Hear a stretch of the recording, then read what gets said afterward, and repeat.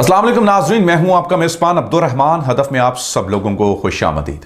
Broadsheet case में एक नई पेशरफ सामने आई है और हमेशा की तरह हदफ पहुंचाता है सच जिम्मेदारी के साथ जो भी मालूमात हैं और जो इसके रिलेटेड करंट सिचुएशन है आपके सामने हम रखते रहते हैं, ताकि हमारी आवाम लम्हा ब लम्हा इन तमाम तर हालात के ऊपर नजरसानी करते रहे और सच क्या है झूठ क्या है आपके सामने आता रहे। और मजीद इसमें ऑब्जर्वेशन के लिए हम हमेशा आपके कॉमेंट्स का इंतजार करते हैं अपने इनबॉक्स में। Viewers, lieutenant general retired Syed Amjad ने ब्रॉडशीट केस से रिलेटेड बरतानवी अदालत में बयान दिया था, जो कि अब मंजर आम पर आ गया है।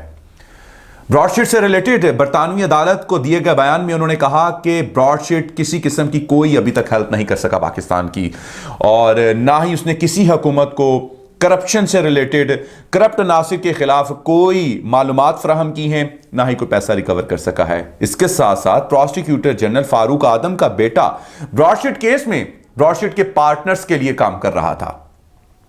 ब्रॉडशीट नैब की दी गई मालूमात को ही हदफ के खिलाफ इस्तेमाल करता रहा।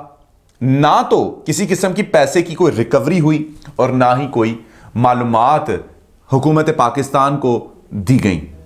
वजारतों से मंजूरी के बगैर ब्रॉडशीट के साथ मुआहिदा किया गया।